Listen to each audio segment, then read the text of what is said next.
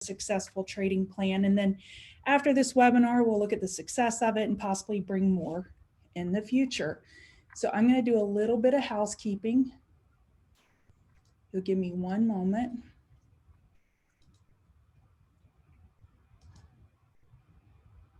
Okay, I see that Jason is recording this. Okay, I see that it's recording. Just wanted to make sure. All right, I got a few friends. I will be monitoring the chat room of the participants and see if you have raised your hand and have a question.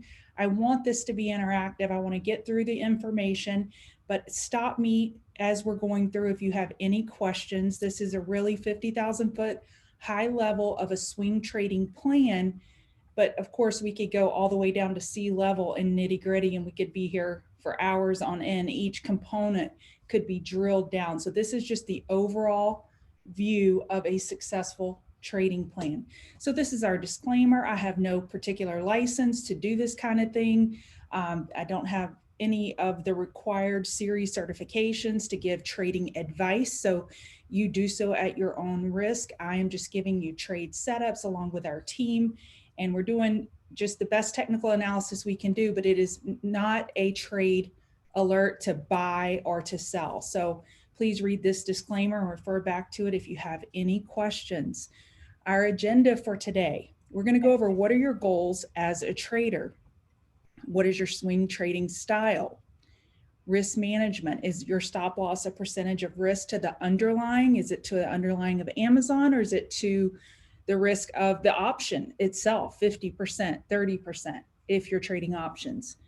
Is the stop loss a percent of your net liquidation?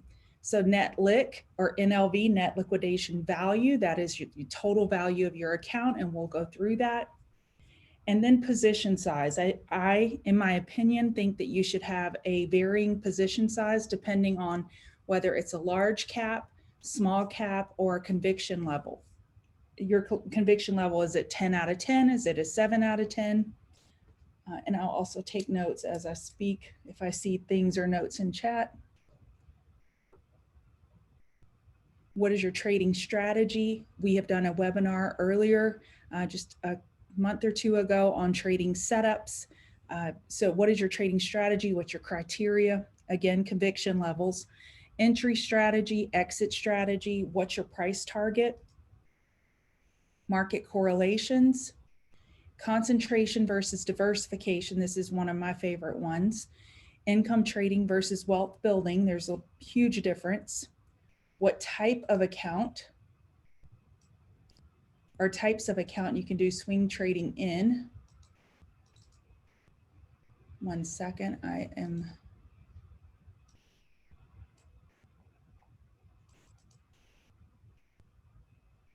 getting questions. Will this be recorded? And I see that it is recorded, so I just want to make sure.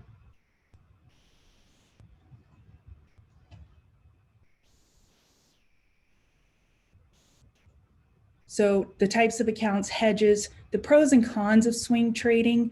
I know that at the Chart Guys specifically, we have a large group of traders that primarily day trade. So the swing report brought a different dynamic to the room, even though we do have some very strong swing traders at the Chart Guys. So what is the pros and cons of swing trading?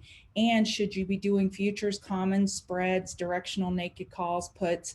So we'll be going over all that. We'll go over a 2021 watch list. And then the final thing is my mama soapbox at the end, where I really want to encourage you to do estate planning related to your finances. So let's get started. What are your goals as a trader? Is it financial freedom, flexibility to work wherever or do whatever, create your own schedule, working from anywhere? I'm sure it's all of the above. We should have one simple goal.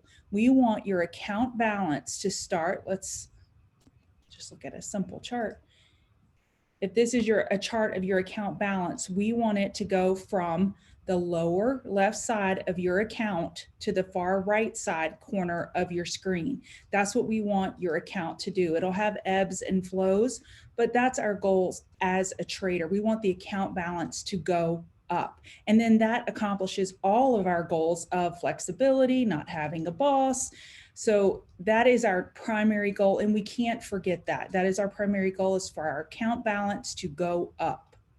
And I know that sounds so simple and so duh, but you'd be surprised at how we sometimes in trading we lose focus of the utmost goal. So swing trading style, swing trading, sway trading, or no touch positions. So I can tell you, since we started the swing report, we started it actually a year ago. Next weekend will be a year that we started it. We started in beta testing, where we did the report March, April, May, June, 4 months, 12 weekends. We did it where we just try to perfect the content and the process. But I can tell you, in our short amount of time of having the swing report service, so we're going on almost 8 months now, it is still somewhat defaulting to, I would call, sway trading. We're not truly swing trading, because I don't see, or I haven't gotten a lot of feedback just from a couple of you that you've held a position like net. You've held it for 4 to 6 months. I know there are a couple of you that held CROX, Crocs. You held that for months. That is what true swing trading is. And I know that we have kind of evolved or devolved, whichever word is correct. So we are now in a 4 to 6 week, we're in that 1 month mind frame. And I get it. It's because of COVID and what has happened. Swing trading is a little bit jumpier and things have gotten extremely extended. And I get tons of questions. When are we going to pull back? When are we going to pull back? Well, we're pulling back. So because of the unknowns, swing trading has been a little bit twitchier these past 8 months. It is something I definitely want to change in the next 8 months. I want to get us to a comfortable rhythm with comfortable names that we stay in with good entries, and we just keep moving our stops up, and we're not jumping in and out of positions in 4 to 6 weeks. And I know that we have a lot of day traders that are crossing over to the swing trading world, and seeing your account balance go down just slightly can sometimes be unnerving. So we need to work through that, and what is the acceptable risk, what is the appropriate stop, and then manage accordingly. And I know it's tough, but it's something that we all need to work on, and I will be working on as far as education for the upcoming year.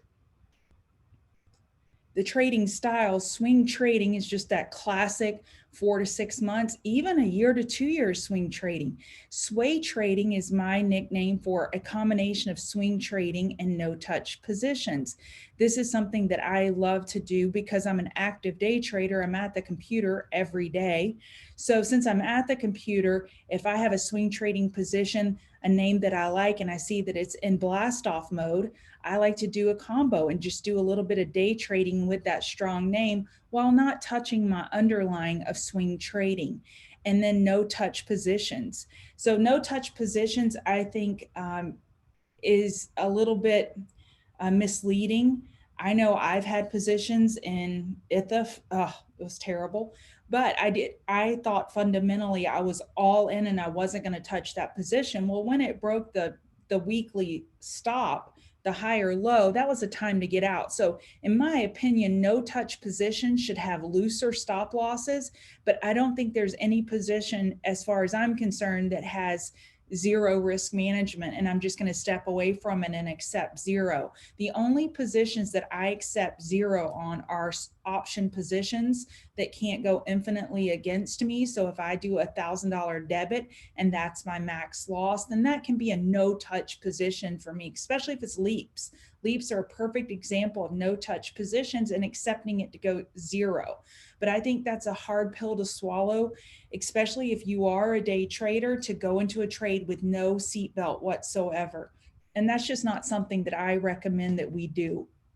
So I know that no touch positions means just that, no touch, but I just challenge what we mean when we say no touch positions. I just really want, if Bitcoin were to go back to zero right now, would you absolutely let any gains that you had if you bought in the $20,000 range go away completely?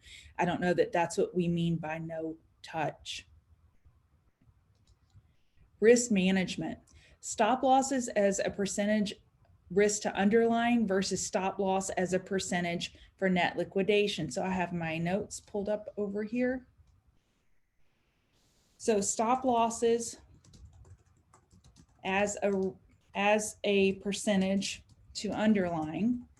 So that means if you enter Amazon, excuse my shorthand, but if you enter Amazon, let's just make it even at 3,000 and your stop loss is at 2,700. So that means the percentage risk that you're accepting is 10%.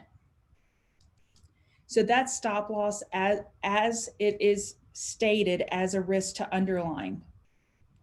Stop loss as a percent to your net liq. So if your account, so let's do stop loss as a percentage to net liquidating value. So if your account balance is, and I'm trying to scan to make sure there are no hands raised, there are not.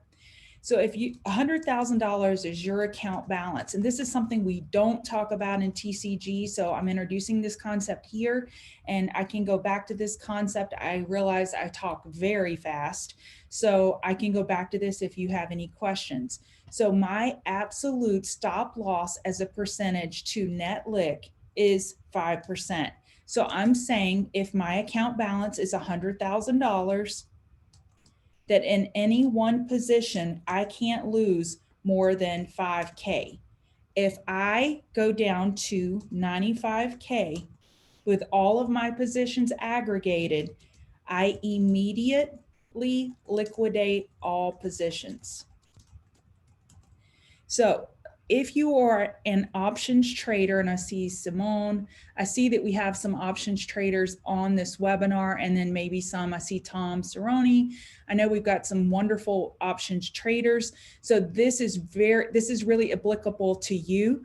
It is really difficult to hit that stop loss. Let's say with Amazon, if you entered at 3,000, your stop loss is at 2,700, you're accepting risk of 10%. If your position size is 10%, then really you're only risking 1%, 10% of 10%. So you have 1% of your net liquidating value or account size at risk. And that's with commons. With options, you can have a little bit more if you say, okay, my position size is $5,000 and I accept 100% loss, which means you're accepting a $5,000 loss. So 95K would be your resulting account balance if this position would go to zero. The $5,000 account options balance would go to zero. You're accepting 5,000. If you had let's say a $7,500 position, you would set your stop loss at 2,500 and say, when it reaches 2,500, my aggregated option balance, then I want to close all, because I do not want to get below 5% or 5,000 of my account balance. And this is something I can work on an Excel spreadsheet for y'all. I have one. It was pretty convoluted and I wanted to keep this simple. So I thought if I typed it out and spoke about it, it would help. But overall, if you would just change your account balance. If your account balance is 500,000, then you set what is your stop loss as a percentage of your net liquidating value. And in the case of 5%, it would be $25,000. So if you had a put credit spread, a debit spread, a iron condor, a directional call or put, when it reaches 25,000, it immediately goes, you close it out, and whatever remaining capital is in there, you cash it out.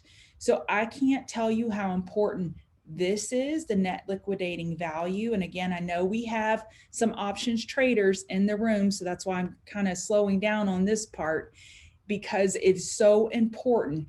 Options have caused me the most amount of pain in my trading journey before I knew this concept. Stop loss as a percent to net liquidating value. Also, beyond options, when you have multiple positions on, let's say you have this Amazon position on and you have 10 other positions.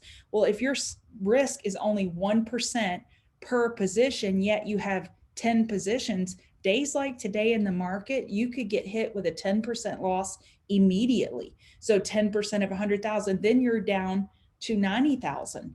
So I can tell you it's much harder to get your account back up versus, hey, I'm just going to get out now, go flat. Going flat, by the way, can be a gift to yourself, but you can lose a lot more because things can go a lot lower than we think they can go. So just remember that. And I would strongly suggest that you sit down and say, what is my account balance? And we're talking about whatever account it is. So if we're talking about swing trading, if that account balance is 100K, then we're saying whatever your risk tolerance is, which I wouldn't recommend more than 5%, that if all things go south at once, at the end of the day, my minimum balance is $95,000, period. And that's of all accounts, all positions aggregated together. If it all goes south, the 95,000 is my be all end all. So this is net liquidating value, NLV. The other way to state this is net lick. So you'll hear me say, if I go over more swing report videos, which I plan to do, you'll hear me on the weekends as well. Net lick, NLV, or net liquidating value all mean the same thing. And that is if all positions were to go flat, including commissions and all, what would be your resulting account balance? All right, I'm going to take a sip of coffee and make sure I don't have any questions. All right, so I'm going to move my notes aside. We'll be using that again. Position size. I want to make sure I went through all of that. Okay. Position size. Large cap 10%, small cap 3 to 5%. Now that is I'm generalizing as to what I call a small cap and what I call a large cap. Let's get the handy dandy notes over here again. So that can be large cap or lower risk. And I classify names like Amazon, Apple, Tesla's even a little bit of a stretch. CRM, those are examples of large cap, lower risk that I'm willing to go either 5 or 10% of my account on those positions. And that's a combination of options, commons and options. The other category that I classify my trades are small cap and or higher risk. And for those, I am recommending 3 to 5% max. So last night I had a small position of Game. Game is not a small cap anymore. It's a very large priced, item or issue. So with Game, I went 0.5%. Of course, we're talking about overnight trading or sway trading on this one in particular. I bought it, I flipped it, and I kept a small position overnight. So for a small cap or high risk name like Game, my largest position size will be about 0.5% of my account. I am very protective of my account. And if I have a 10% position in Amazon, I can sleep a little bit harder than I can if I had a 10% position in Game. And highly volatile names like Workhorse, like Clove. I know a lot of people are talking about Clove. So those are those higher risk names. I am going to position size down. So this is actually the place that I want to talk about. I didn't know where to put the slide, where I want to talk about diversifications and bringing this into play. So if we have on, let's say we have on Amazon, we have on KSU, we have on Home Depot, I'm just making this up, these 5 positions, and you say, okay, I have these 5 positions remaining, and now we're getting 6 new names this weekend. How do I choose which one to grab? I know some of you do it on risk to reward. Where is the stop loss to the actual swing report price? What is the target? You look at the risk to reward. I look at it on what sector I'm heavily in. So in this scenario, I am in XLY. I'm in transports, which is DIA. IYT. Home Depot is another XLY name. Apple, XLK, NVIDIA, XLK. So if the next pick for this Sunday, or there's this report Saturday, is LRCX, the XLK name, I'm probably not going to take that trade. I am heavy in this faux portfolio. I am heavy XLY and XLK. So if we had GS or AWK, these are names that would give me diversification. So I would be looking at these two names. If these were some of the report picks, I would look to see, does the risk management fit what I already have in my account? Does it make sense? And what is the overall market doing? So I did get a question today about which name to choose, and I didn't put a slide in. So I wanted to be sure that I covered that.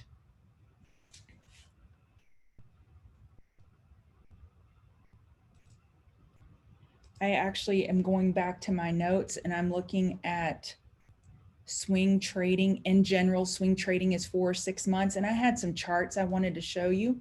So let's look at my first chart I had is Apple. Apple on the monthly. So Apple on the monthly chart has held the 50 MA for years, absolute years. This is a perfect example of true swing trading, where we have held the 50 MA every time we've come and back tested it. So the people back here that said the 50 MA on the monthly is my absolute, I will take everything off if we have a candle close below. If they bought it back here at $11, they would still be in Apple. Amazon on the monthly, I wanted to show you the 21 EMA. This 21 EMA, actually I was swing trading it back here. This is my first Amazon swing purchase, was back here. Now that I know what I know about swing trading, look at this weekly 21 EMA. Because we are conditioned to not see losses, it causes us physical pain, or we don't want to see losses, we get out at the least amount of red, or just a little bit of red, then we're out of there. Look at, if you would have just stayed with the monthly 21 EMA with Amazon, what you could have accomplished as far as swing trading. NVIDIA monthly, the 50 MA has held for years. We're talking back to the $3 range. You would still be in that trade had you used the monthly 50 MA as your stop. So when I go back to these risk, go to the notes. So if you have Amazon from 2013, which none of us I doubt do, if you have Apple from 2017, you're going to, if you have 50% of your portfolio tied up, it's going to change what names you take on. So each time any of you ask me the question, which one should I take? What percentage position size would you recommend? I have to know what your current positions are. So it's really customized to you. And that's why I want you to take control of your swing trading portfolio and say, okay, here's my current positions. Lori doesn't know what I have, nor should she need to know what I have. This is what I have. It's about 40% of my account. The market's pulling back. I'm glad I have some dry powder. I'm going to put about 5% to work in the next month, and then be picky. Just be picky. Choose the names with high conviction that you like, that fit in with the diversification of your portfolio. What works for you? So we went over position size and then conviction levels. So if we were a pilot, if we were a school bus driver, whatever the occupation or vocation is, we would have a checklist. Here's all the things that the trade needs to do. It needs to be above the 21 EMA. It needs to be above the 50 EMA. The slope of the EMA should be at 45 degrees. I need it in a weekly uptrend. We have our checklist of things that have to be in order to trade a name. That is our conviction level. That's where we get our conviction level. And if we have 10 out of 10 on our personal checklist, it's in a sector I have no exposure to. I have 5 to 10% of my cash to deploy. And against my rules that work for me, I have a 10 out of 10. So I'm going to do a larger position size. And never break your rules. Pilots don't break rules. They don't say, oh, I'm not going to check the wing. I'm not going to check the gas tank. You know, if you have a kid and you put them in the back seat, do you check their car seat before you get in and drive? Or do you just throw them back there and hope for the best? I know that we have a checklist in life and we need a checklist in trading. And a lot of us, if we had an actual boss that did a checklist and looked at our work, we would be fired. You didn't check the car seat, you didn't check the gas, you didn't check the wing. What is your checklist to be a safe, disciplined, consistent, profitable trader? What is that checklist for you? And you check, and we all know that list. I mean, my EMA may be the 8 EMA, yours may be the 12, but either way, it's a list. Consistently use that checklist and you will have consistent results. Inconsistently use that checklist and you will have inconsistent and even disastrous results. I like rolling. Conviction level. Trading must be exercised with strong convictions loosely held. King of the mountain type philosophy while accepting that you may be wrong. I know a lot of people use RSI trend lines and they factor that into their trading, and it's a huge component of their trading. So if you see a name, a swing report name, or a name that you like that has an RSI trend line trending down and you're butting up into it, that would not be a place to enter for you. So when I'm trading, I like to think the king of the mountain type philosophy, while accepting that you may be wrong. So if I'm looking at 6 names this weekend, or I'm looking at 100 names, I want to pick the best of the best according to my criteria and what's worked in the past. And that's all I can go on. How is it correlated to the market? And then I make my trade conviction level and then my king of the mountain choice based on that checklist. So I can tell you there are people like Bill O'Neill. He used the king of the mountain type philosophy. He was an amazing trader. He invented CAN SLIM. So CAN SLIM is a fundamental acronym where he went through and he looked at the EPS growth, the earnings per share. What are the sales? He looked for fundamentally high quality names. This man bought and held Amgen and he stayed in it for 3 years. He had all of his dollars, which I'm not recommending that, but all of his dollars working in Amgen for 3 years, and he did very well. And he was an active trader by means of sitting at the computer and developing new material for IBD, for CAN SLIM, for base break traders. He was an amazing trader, but he let that Amgen trade ride. He didn't fiddle with it. He didn't play chicken with it. He didn't twitch in and out of it. He determined that Amgen was his king of the mountain and he stuck with it.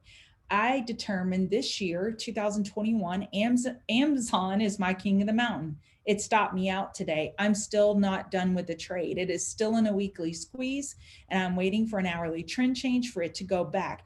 It is my king of the mountain. Let me show you that chart and show you why it is my best in class. It broke my stop today, and I'm okay with that. That doesn't mean I have to automatically hate it. So Amazon on the weekly, we've taken this downturn in the MACD. Now I normally look at TradingView, but sometimes it's just a nice visual to look at stock charts. RSI is dipping below 47. We need that weekly RSI to get back above 50, which was, speaking of Bill O'Neill, that was one of his criteria, is RSI over 50, MACD turning up, and we need this momentum histogram to get over 0. In all of these red pullbacks, we have lower bear volume. So I'm looking for Amazon to turn back up. When it does on the hourly, I will enter one position.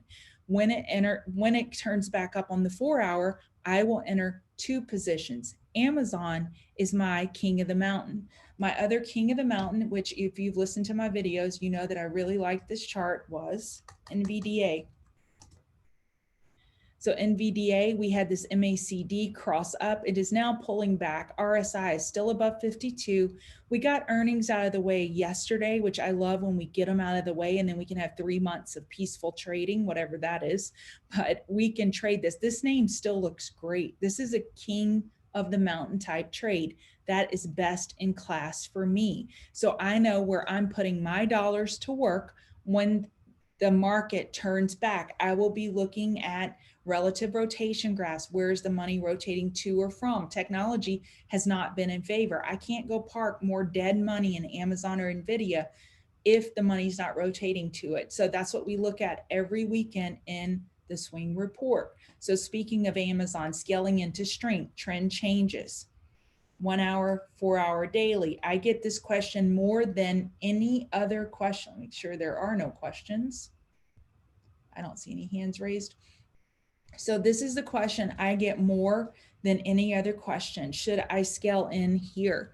How would you recommend scaling in or entering? Some of you don't scale in. And if you are in a foreign country, I understand that your commission can be high. I know some people that have to pay $25, $30 to just enter a position. So scaling in may not be feasible for you or financially sound, and you may need to enter the position all at once. Well, this doesn't apply to you.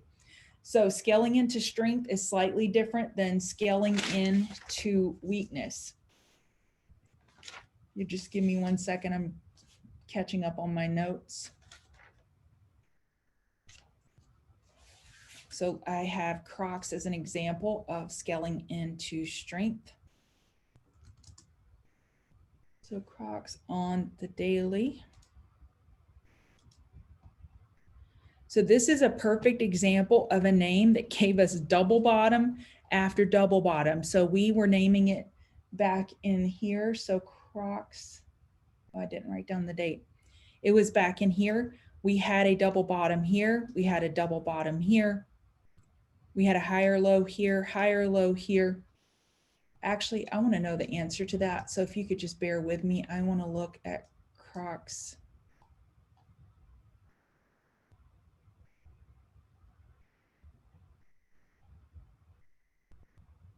Crocs was an August 16 name. So it was back in here.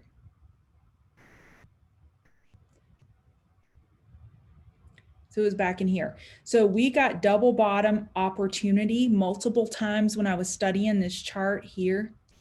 We got double bottom here that we could have entered this chart. And this is entering on strength. So if our name was August 16th, so that's right here, then we could have entered on strength and say, okay, we're going to wait for the 4 hour. We're going to enter here. We're going to wait on the hourly here, 4 hour here, daily trend change here. And you would still be in. If you would have kept 58.28, you would still be in this trade. So this is an example. Let me show you on a black screen just to make it a little bit more simple. So if this is the 1 hour trend change, this is scaling into strength where you get in on that first higher low attempt or once it breaks the higher high. 4 hour, you enter the next scale here, and daily you enter here. That is an example of entering on strength. You will get stopped out a lot less if you wait for strength to enter into these names. A lot of us trade oversold bounces. So you're used to scaling in when we're going down. And that's not necessarily best in swing trading. We are looking for winners. So if we're waiting for Crocs to go up from August right here, we're waiting for it to go up and you say, okay, I want it to go up and break get over 39.74 and prove to me that we have strength. You are paying up for that information. You are missing the dead bottom. Who cares? You're paying up and you're getting into a winner. NVDA had an example on the hourly after it was named in the swing report over here. We could have scaled into weakness. We could have done one scale here and then a scale here using 531.42 as a stop and then maybe enter the next scale once it did a 1 hour trend change. So you're entering as it floats down to that key support, you're entering on weakness, and you could have had this ride up. So that is the difference between entering on strength versus entering on weakness. So NVIDIA, let me just confirm that date.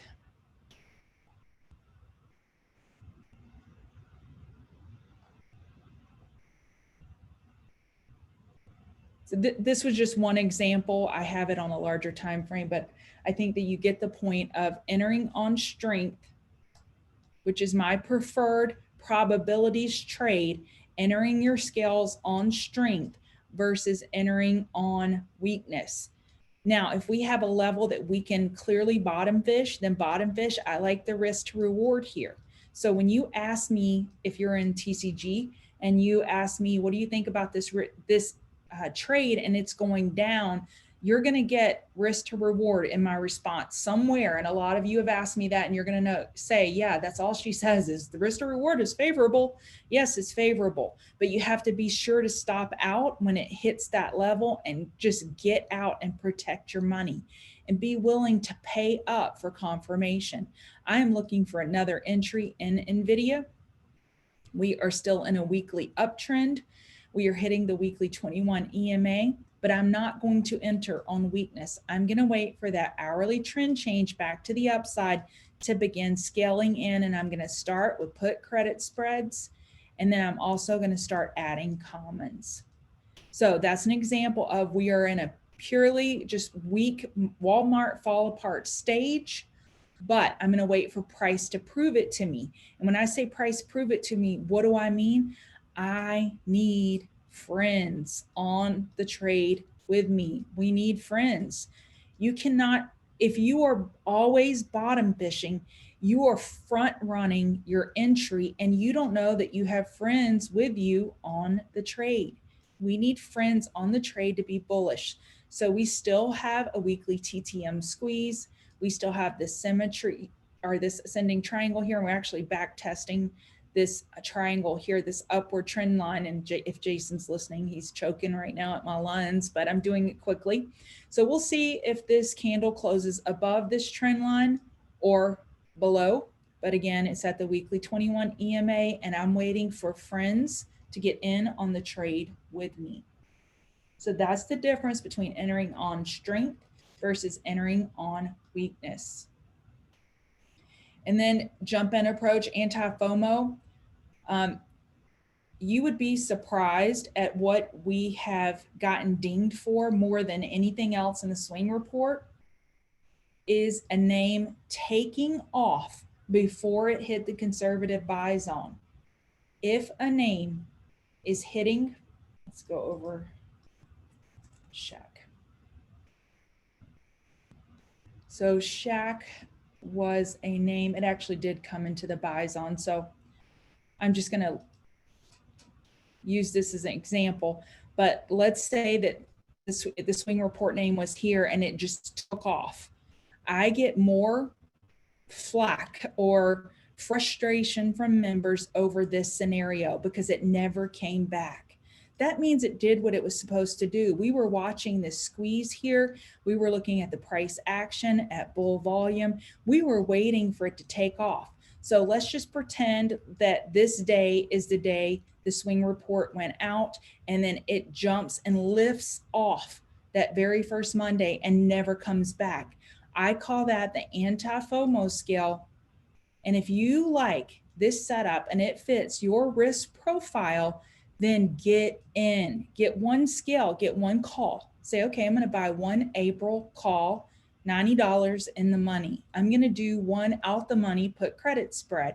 I'm going to buy 10 shares. And if your goal is 100 shares and you're in the US with zero commission, you can scale in one share at a time.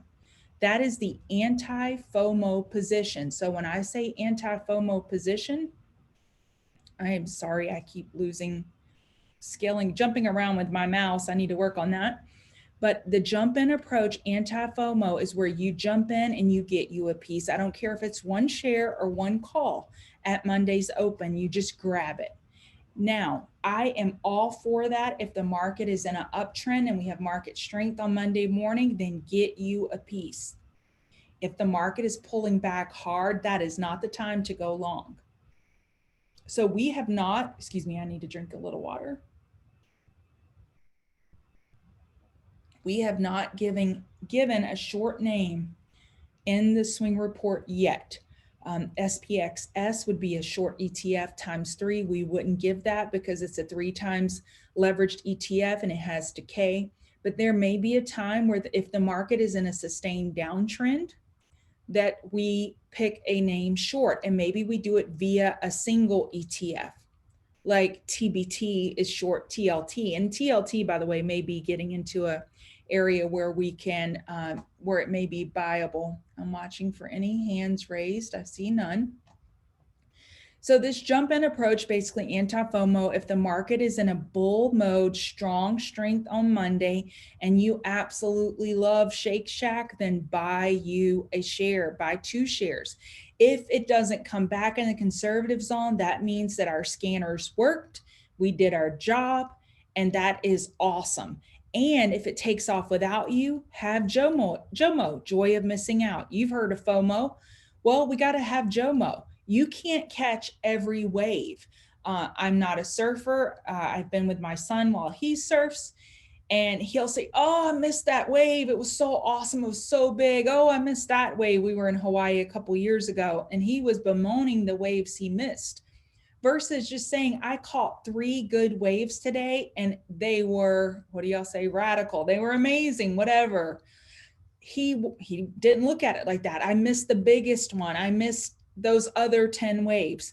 If that doesn't define trading, I don't know what does. You are going to miss some large runs that are in the swing report, that are not in the swing report, that your buddy tells you about a GameStop. You're going to miss them. That's okay. You can't touch all of the water. You can't catch every wave.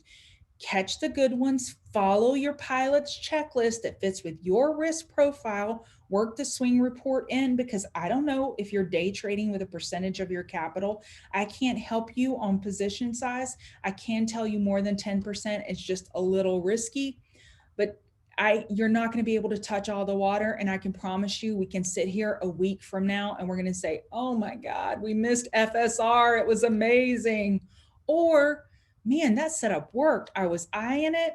I took my eye off of it and I missed it. Oh, well." And okay, that setup worked. Check. Now I know that setup worked. And then calculate your risk to reward. On entry strategies, I should also mention that you can set targets. So I'm going to show you on Amazon, because we're here now on TradingView. You can say, "Let me know when Amazon crosses," let's say 3150. If that was our last, well, let's be accurate here for now. We can be accurate, right? 30-minute is 3108.58. Okay, tell me when Amazon gets over 3108. That is an entry strategy. I cannot underline the importance of alerts enough. If it's in TradingView, if it is in Thinkorswim, or Interactive Brokers is awesome. Their alerts are faster, I can tell you, than Fidelity and Thinkorswim. I did a test. So TradingView works fine. The alert sound is very annoying. Hopefully it doesn't happen while we're in this webinar, but you can say, "I want an email," show a pop-up, and send an email. That pop-up is super loud. You can get a notification on the app. So I really strongly suggest that you set alerts. Of course, we have our swing alerts now on the website. I hope a lot of you are using the alerts, and I hope that they help you with your trading, and I think they're pretty awesome. So that's another alert system that you can use. I like to set one in my broker as well. That way, when I get it, I can just click and buy within my Thinkorswim app, and I'm already on the name. But I also use our database and our alerts as well. So that is a position entry strategy. And I know I have given several examples of people who are day trading or trading full time. I recognize that a lot of you do not. and swing trading is your only trading because you work a full-time job. You want our team to do the research, give you the stop, give you the conservative buy zone, give you the target, and get out. You get in, you get out based on the alerts, and then you don't watch it. I'm down for you not babysitting your positions. I get that.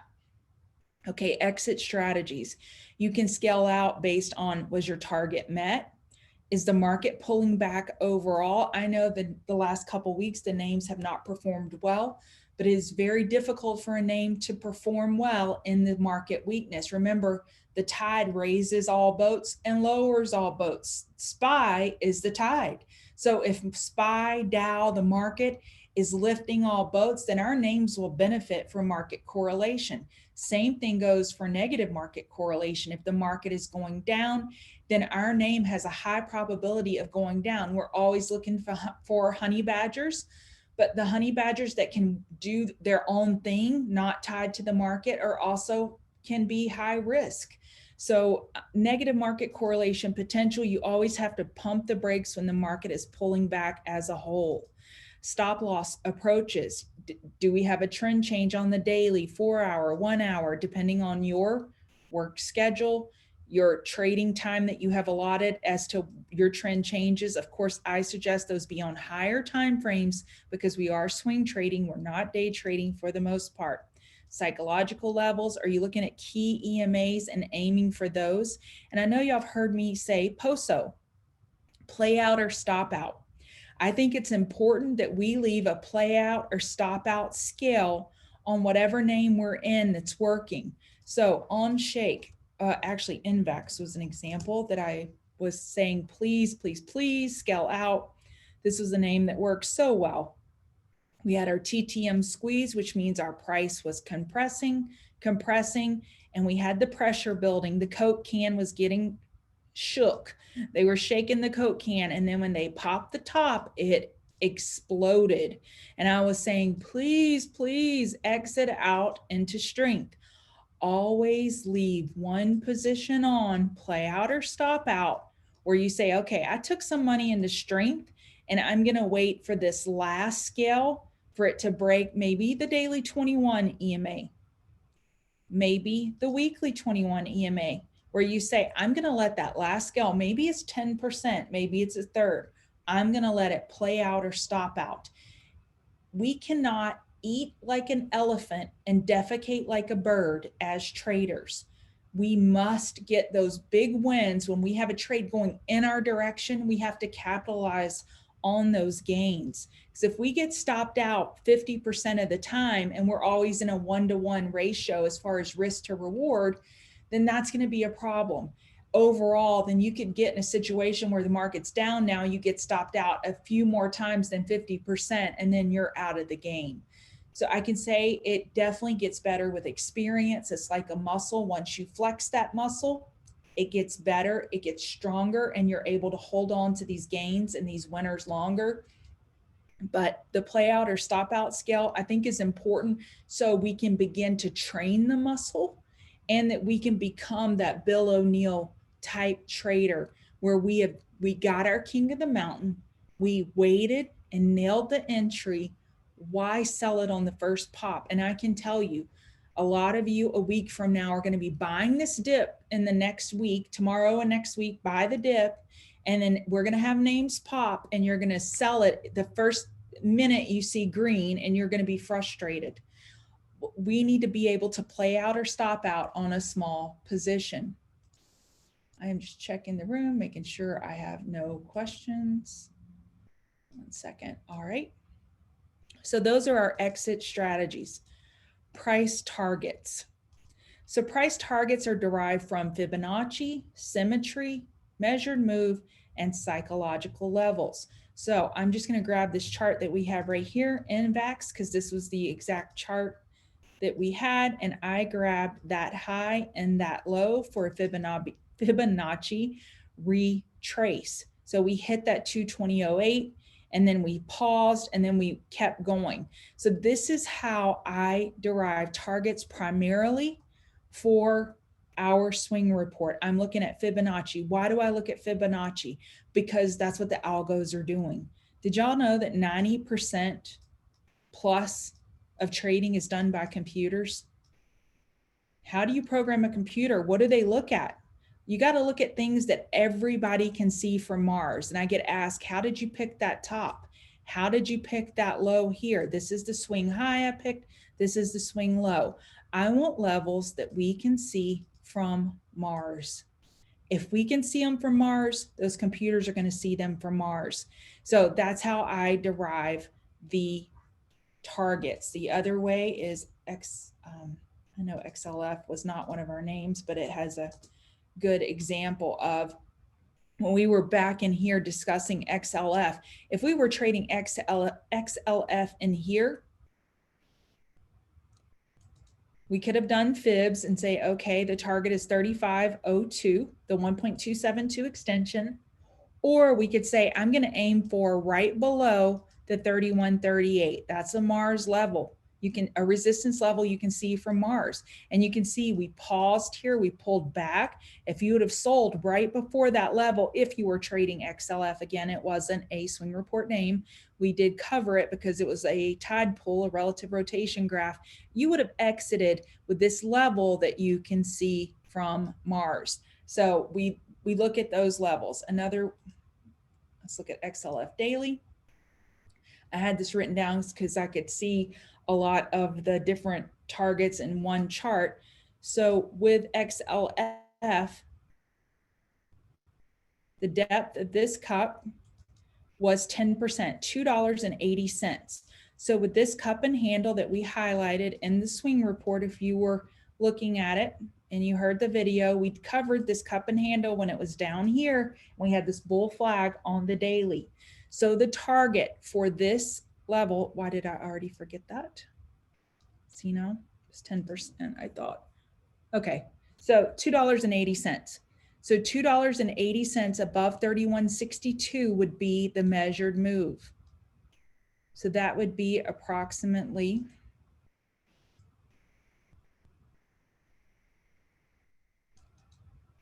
$34.45. So that would be the measured move on the cup and handle of XLF daily. Again, let me cover measured move.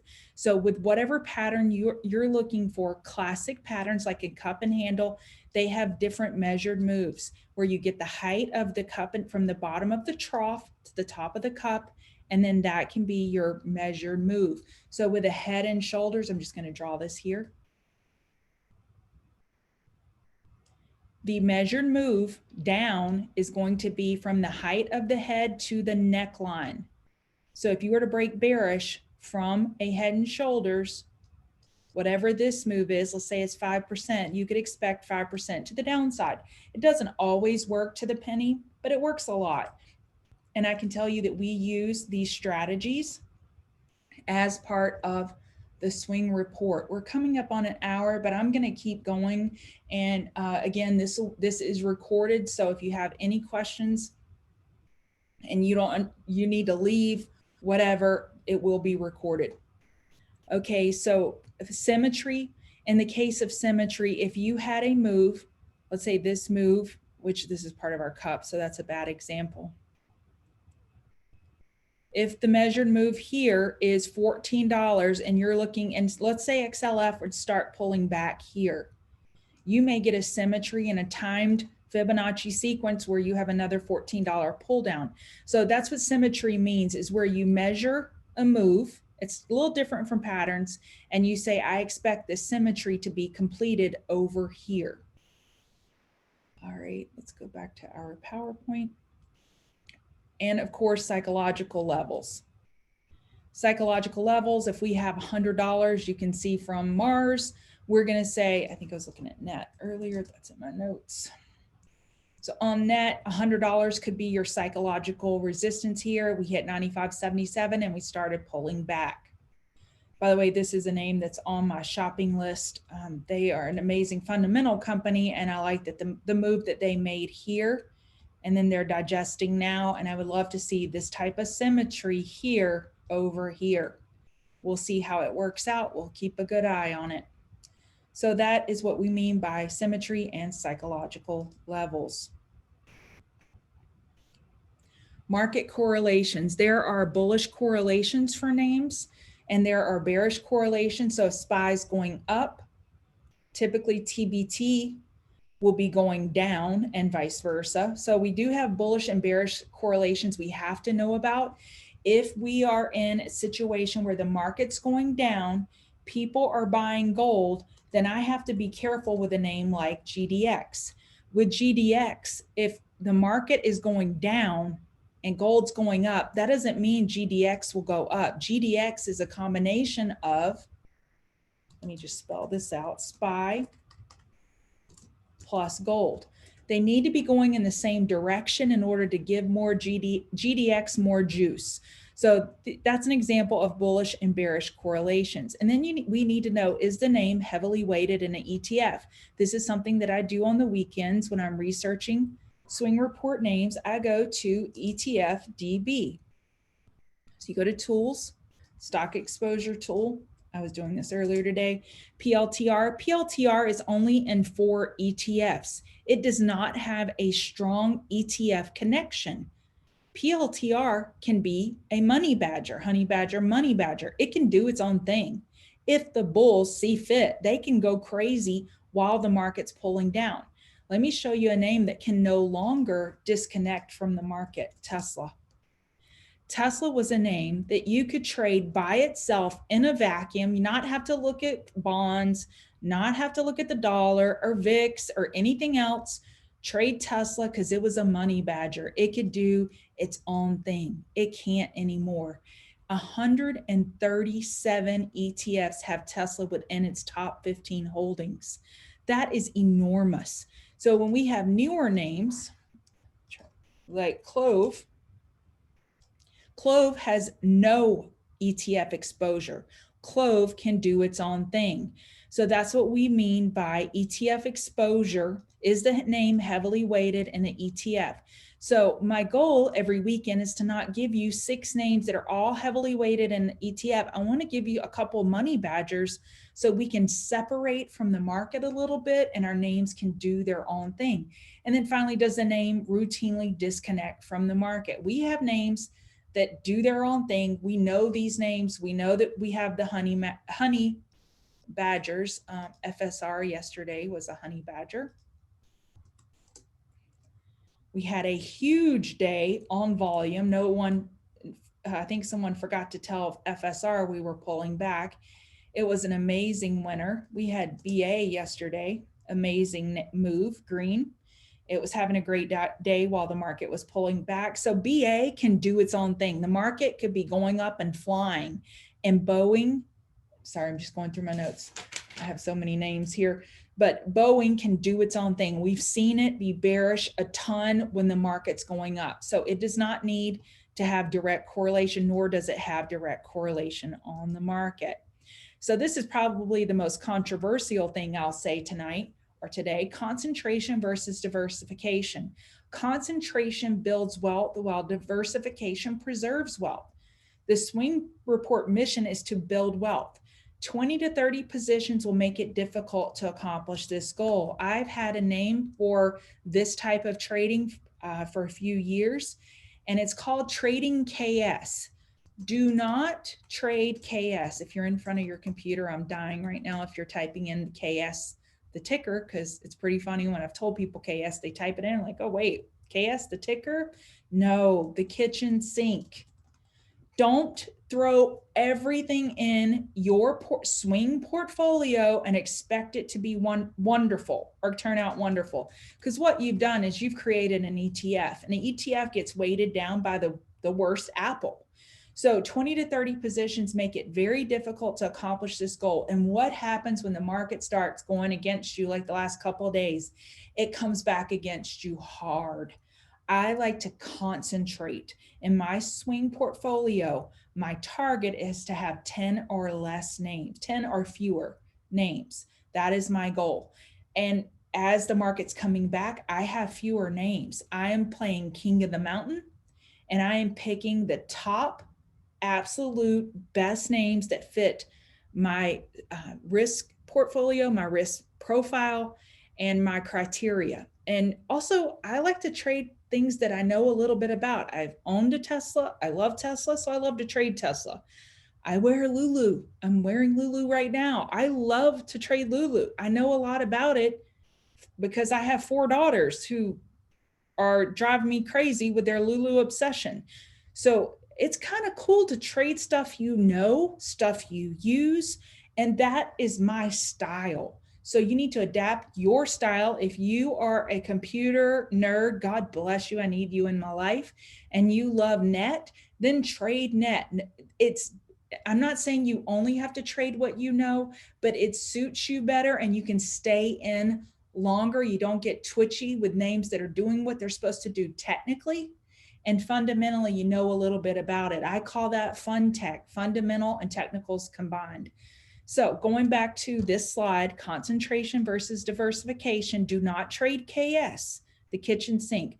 My goal is to build wealth.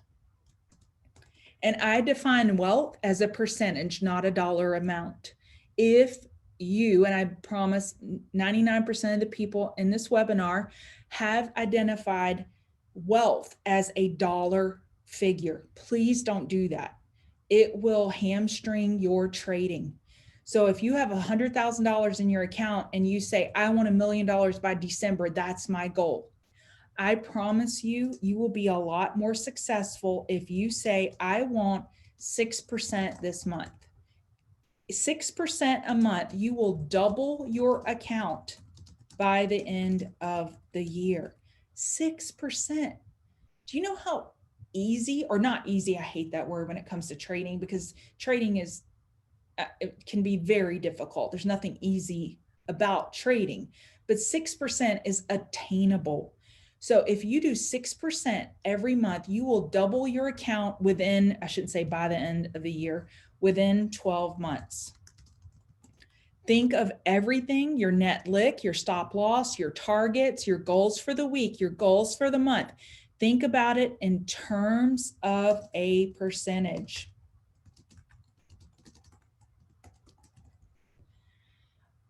So we talked about several positions in the same sector can be risky. So it is my contention that concentration builds wealth while diversification preserves wealth. So if you have the dollar amount that you want and you want it to slowly grow, then put your 20 to 30 names in there, throw TLT in there, throw some bonds, throw some gold in there, and then you will slowly build wealth while preserving your wealth. If you want concentration, pick your king of the mountain, stick to them. Don't get over leveraged and get a position size greater than 10%. That is not my recommendation. And that concentration will build wealth. How many times do you see a name going in the right direction? You have that name, but you have another name going in the wrong direction. 3 steps forward, 3 steps back, 3 steps forward, 3 steps back. You cannot build wealth with 3 steps forward and 3 steps back. And I'm just getting another analogy that's coming to my head right now that I do want to share. The other thing that I've heard, I'm going to deviate, is wealth is built in bull markets. Fortunes are made in bear markets. How often do you see a bear market come down a heck of a lot faster than it went up? You know, we don't see GameStops every day that go parabolic, but we sure do see names come down hard.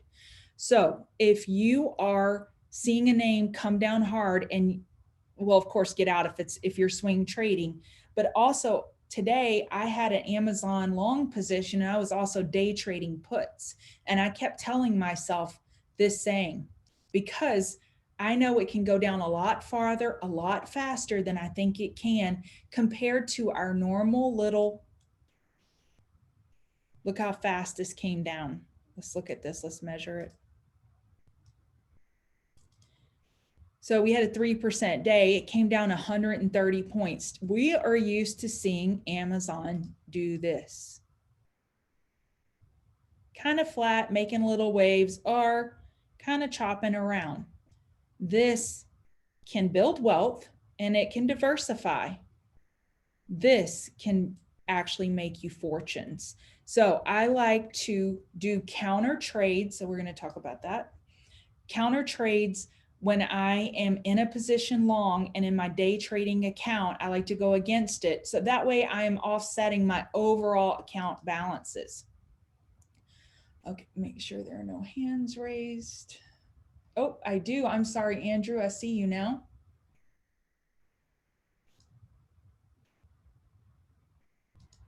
I'm going to ask to unmute. Can you hear me? I can, Andrew. I'm just wondering what's a good way to track our progress and just see if we're improving skill-wise. My one idea was just to compare to a theoretical buy and hold on SPY, but it turned out to be a lot harder to calculate than I thought because I would have had to go through every day and say, how much of the portfolio is in cash versus how much is being put to work. So I'm just Right. wondering if that even makes sense or if there's some other alternative just to benchmark ourselves. I thank you for that question. I love that question. So perfect. Thank you. So with, oh, I'm just now seeing the chat. My apologies. Jason is doing that. Thank you. I did not even look at the chat. So let me back up, Andrew. You ask a specific question and I'm going to go around the mountain answering it, of course, because that's my style. So the main thing that I can tell you to do, let me get my Word document here. And you ask a question that may be the most important answer or topic that I cover today. Forensic analysis. You need to know, Andrew, what is good, what works for you, and what doesn't. When it comes to swing trading, do you trade the KSUs of the world great? A transport that moves a little bit more methodically? Do you do those well? Do you do a cup and handle? Is that your pattern and your conviction level? That's your king of the mountain. Do you do those well? What setups work for you? You hear me go over it on the weekend. You pick a setup. Are we bottom fishing McDonald's that drove us crazy? What setups work for you? And if you hold them well, you hold them long. Crocs worked well for a lot of you. It didn't work well for me. And I'm a dummy for not trading it, but it's just not my style of trade. I like high tech. I like very liquid options. So do a forensic analysis on your trading. And this goes beyond swing trading. This is also for day trading. So for day trading, what days do you trade better? Tuesday, Wednesday, Thursday. If those are your trading days that you trade best, then in your trading plan, you should have no day trading on Mondays. Do you trade the open terribly and the close wonderfully? Do not trade the open. So the first thing is to do a forensic analysis on your trading. What have you done well? What have you not done well? So as it pertains to the swing report, it may be that you did well with anti-FOMO positions, meaning the name took off and never came into the conservative zone. If you would have traded just those, you would actually had a lot of winners this past year. What did you do well? Buying the pullback? Were you too jumpy in it and then you sold it too fast? That didn't work for you. Know what you do well. And then going back to measuring success, Andrew, I measure it by a percentage. I want to see at least 2.5% as my personal target per week. In my income account, I sweep that account every week, whether I made 2.5 or 10%. I sweep that account every week. That's my income account. My swing account, I don't touch it. And my hurdle is still 2.5% per week. That is my goal. Now, per week can be painful because we're swing trading and it doesn't always work like that. So I back up and I look at my account balance on January 31st, and then I'll be looking at my account balance again February 28th. My goal on average is I did 10% that month. I want to see that I'm doing 10%. then if you're doing 10%, you are sticking to your stop losses. You are letting, and I'm going to yell this for everybody, even the people in the back. Are you letting your winners run? If you're letting your winners run, then I can tell you you're in the 10% gang. Okay, so that is how you measure your success, is by a percentage. And I would say that percentage per month could be anywhere from 3 to 5%. If you have a $5 million account, and I know we have some people in the room right now that have that type of account, that's a little bit more difficult. So you have to bring that percentage down based on your account size, your trading experience, and how much time you have devoted to swing trading. So Andrew, I would say if you are a newer trader, if you can get 5 to 6 per month, then you are successfully swing trading on average. Now, if you really have very little time for trading, then I would say measure your success quarterly, or lack of success. Monitoring your account balance every single day, I can tell you, will be the death of your trading career. It is difficult. If you are trading, you need to be looking at the charts. Look at the charts. If you do the right thing by the chart, the account balance will do what we want it to do. And what do we want the account balance to do? Go from the left bottom corner of our screen to the top right corner of our screen. If you just look at the charts every single day, this will happen. I can guarantee you. And if you are a swing trader, you work full time, you only look at it at lunch, or you only look at it at close, which I love traders who look at the close only, because by the way, professionals, it has been determined that professionals close the market. If you only look at close and you measure your success, then did I succeed? Did I fail? Looking at the close or looking at it every Friday, you're going to have a lot more peaceful life and a lot more peaceful swing trading career. So percentage success. Okay. Okay, just making sure now that I know where the chat is. All right, let's go back. Thank you for your question, Andrew. Income trading versus wealth building. Income trading is typically reserved for day trading. However, there are awesome strategies for 4 to, let's say, 8 weeks of income trading where you sell spreads, either put spreads. If you're bullish, you sell them, or if you're bearish, you sell call spreads, or you sell covered calls, which is my focus for this year, selling covered calls on your positions. That is income trading, where you are using options, or you could use commons to generate income, versus wealth building. And I like to separate that, and I separate that by the types of accounts that I have. Okay. So here are the types of accounts that I have. Every single account has a stop. So the stops vary. So my income account, I have a stop based on net lick, my net liquidating value, because that's primarily options. So my income account is how I pay my light bill, I pay for my son's tuition, whatever, his shoes. This is how I live, is my income account. I have a day trading account that's different. I do not take out of my day trade account. So my income account, I have credit spreads, of put credit spreads. I've sold call spreads. Excuse me, I need to get a little water. In this account, I really focus on income and I sweep it. I have a day trading account that I don't take money out of unless I'm going to buy more crypto or land, real estate, or gold or silver. So I may take capital out of my reserves to buy an appreciating asset. My swing trading is actually my IRA, and that is in a totally separate account. And then I have my no touch account that I don't look at. I don't allow myself to look at, but once a month. And those are things, they still have stops, but those stops are a lot looser because I'm committed to the position like Bitcoin. I'm very committed to Bitcoin. I have a no touch Bitcoin position.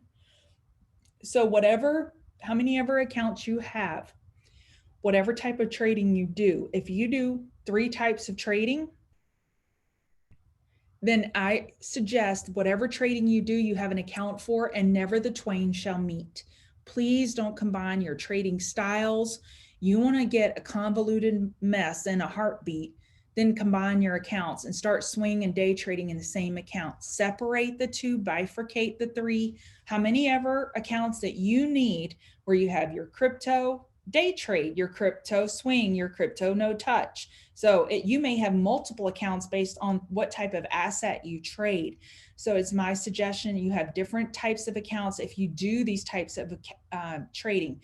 So percentage gains, performance, realized gains or unrealized gains are gains up to the active stop losses. So I would say your account balance, it makes it a little bit easier, Andrew, is what is your account balance? If your account balance is $10,000 January 1 and you end the month and you are at, I can't think, 10,500, then you got your 5% gain and you're rocking. So by an overall account balance, which is also defined as net liquidating value, if you were to liquidate all your positions, what would your account balance be? And I said that I'm not certified to tell you what to buy and all that stuff. I'm also not a CPA. I am an MBA, but I got my master's in business from an SEC school, LSU. So it's probably not that good anyway. So please don't take any accounting advice from me. Please check with your CPA. If changing your types of accounts messes with your accounting, take that up with your CPA. Hedges in a market with an uptrend is a bear tax. So I know, and speaking of LSU, we had to calculate the probability of winning the lottery if we were to go in and buy a scratch off ticket. And we had to do permutations and computations and calculate, okay, what is the probability of winning on this 7, I think it was the 7 numbers for the Louisiana lottery. And basically the odds of you winning, it came out to, if it was $1 ticket, walk in, hand the clerk your 50 cents and walk out. Low probability endeavor to buy a lottery ticket. Well, hedges are a low probability endeavor. Oh, Peter, I can't think of his name. He has white hair. I forgot his name. He said more money has been lost in trying to time the top of the market and hedging versus the market actually pulling back. So it is my opinion and my position that hedges in a market and a daily uptrend is a bear tax. Hedges when 4-hour chart loses an uptrend is smart insurance. So if you have let's go back to that Apple. It was the Apple monthly chart. So on this Apple monthly chart, let me get some water.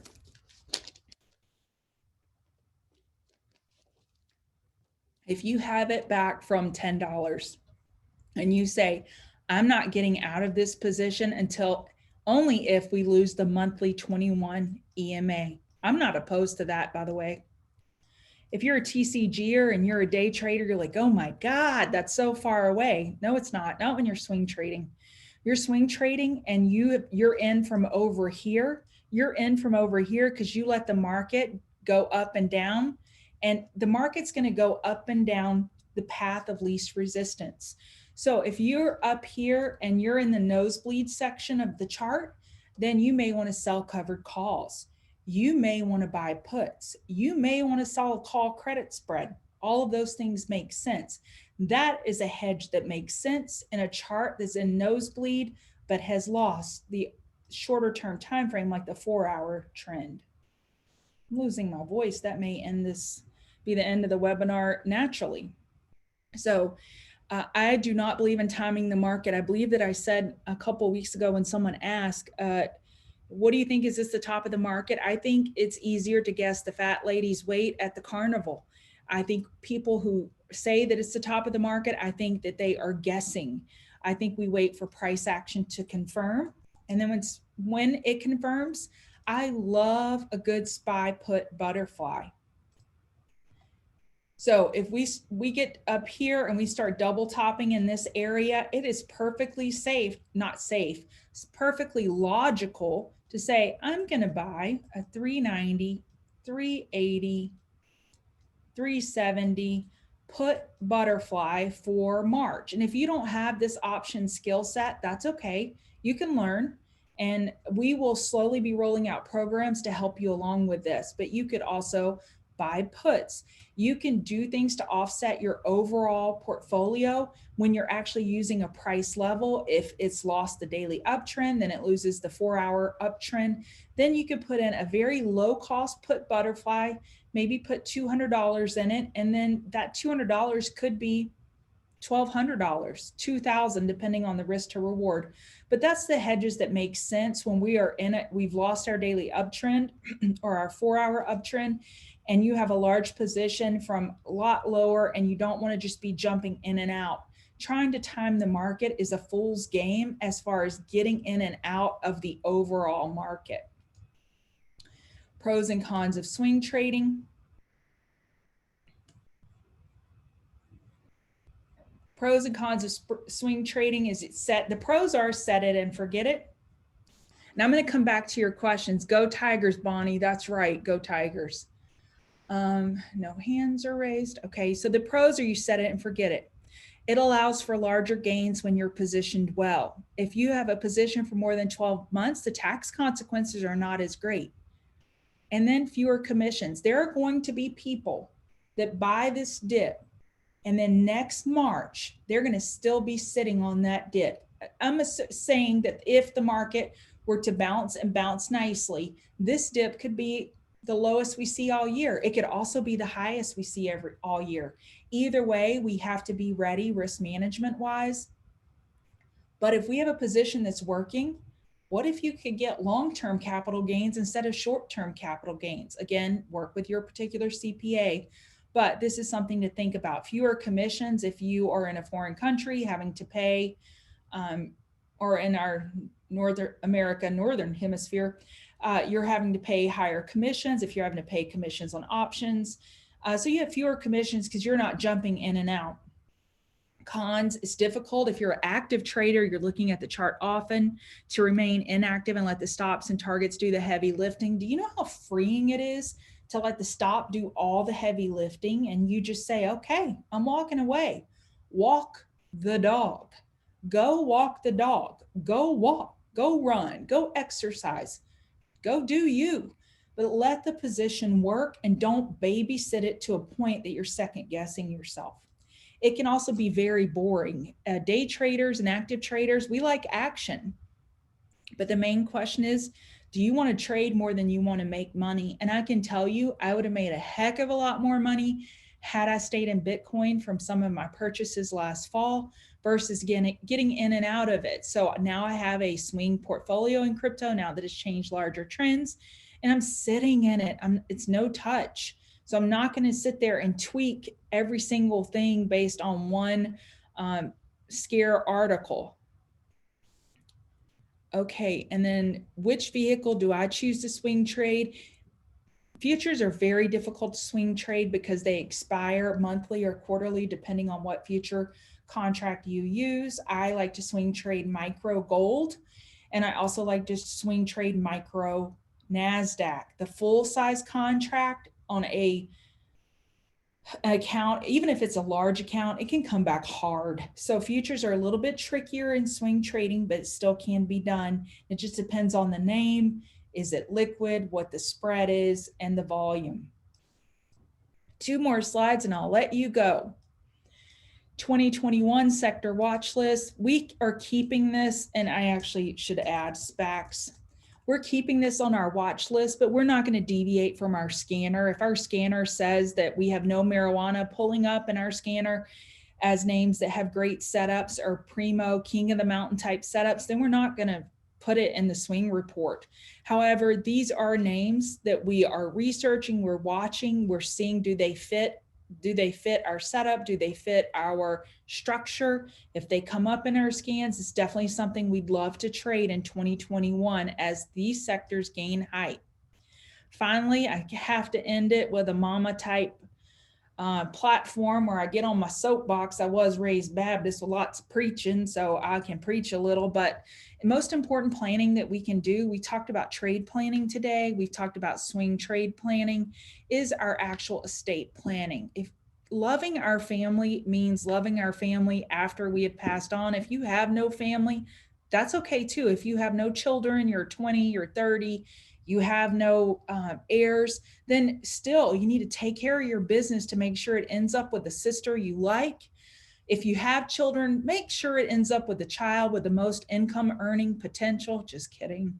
I've heard that joke with the oxygen masks that drop out of the ceiling from planes, but make sure that you have all of your estate planning done. You know what your assets and liabilities are, your accounts are identified. So your family doesn't have to unravel a mess, or your friends, depending on your scenario, if they were to be some type of unfortunate loss. Focus on your legal documentation. There are some states you can write everything down and mail it to yourself, and that's legal. I'm not a lawyer. Check with your lawyer, check with your state, and then follow up on your plan. Make sure the people that you know that are in charge of your estate, that they know what your direction is and they know what your plan is. And in swing trading, we can build a lot of wealth here, and we don't want it to have to go through willy-nilly probate or whatever your state or country it would have to. We want to make sure we give our money direction. And that's it for trade planning for this year. Yeah, I can show the sector watch list again. These are the larger components that we're watching. Online shopping has been amazing this past year due to COVID. And I believe a lot of us are conditioned to do online shopping. So I think that's still a large component of 2021. I wonder if it's $200 per trade. Billy, yes, I calculate my position size based on my stop. So if my stop's a little bit farther away, then I'm definitely going to position size down. So an example of that, Billy, is on Amazon. I'm not done with this sucker because I still like the weekly chart, but I'm going to wait for the bulls to prove it to me. So if it were to just run up and I don't get a position in here on the hourly or 4-hour trend change, and my stop is $200 away, then I may leg in and say I'm going to do a 3% position if my ultimate goal, let's say, is 9 to 10%. I really like 9%. It works well with my style of a third scale in and third, a third, and the scale out. So I may scale in 3% because my stop is so far away and because I want the bulls to prove it to me. Okay, now any questions that y'all have? I still have a little bit of voice left to answer whatever questions you may have. I'm so glad that you joined us tonight. I hope I helped you just a little. I hope you walked away with just a couple nuggets, and more than 2 nuggets, even better. Okay, we're looking, I'm going to get a sip of water while I wait for any questions that you may have. Raise your hand in the Zoom app and I will unmute you.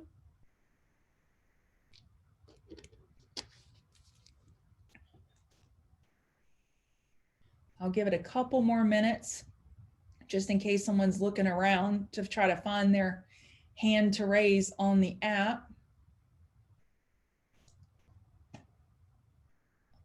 All right. Yes, you can submit questions after the fact. Please send them to info@thechartguys.com. If you are part of Chart Guys, please put your question in the Swing Trade channel and I'll answer it there, because if you have the question, I'm sure a lot of others have the question. Options 101 in the near future, it is on my board for the year. It is my absolute passion is options, because it's such a, I don't want to say convenient, but it's such a nice way to build wealth. Yes, Billy, I find day trading tougher. I do. Swing trading, I'm going on larger time frames, larger signals, which tend to be stronger. Okay. The TTM indicator that I'm using is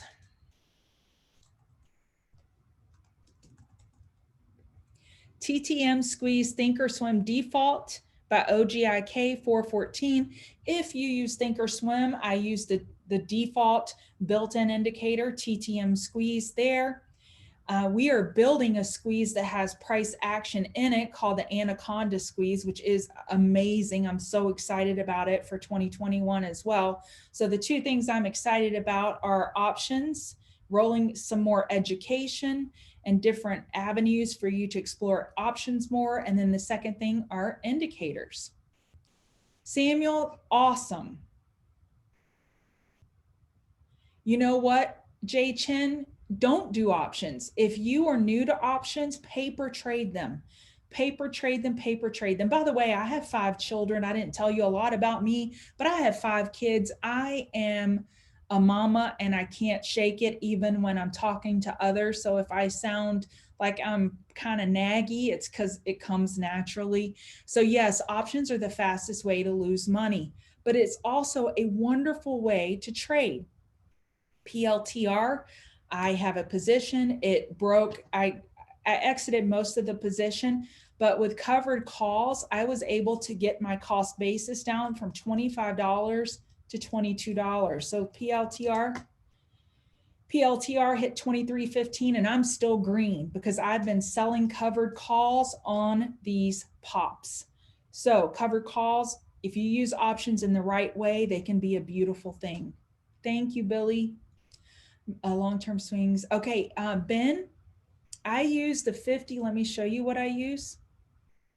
The EMA SMA pack by Fabian. He used to be a member of TCG. So I use the 8 EMA, the 21 EMA, the 50 simple moving average, and the 200 simple moving average. The reason I use 8 and 21 is because those are Fibonacci numbers, part of the Fibonacci sequence. So the Fibonacci numbers are, let me, Word document here. So the Fibonacci's are 1, 3, 5, 8. So it is the numbers that you can add. So if you add, obviously I'm not doing it wrong. It's 1, 2.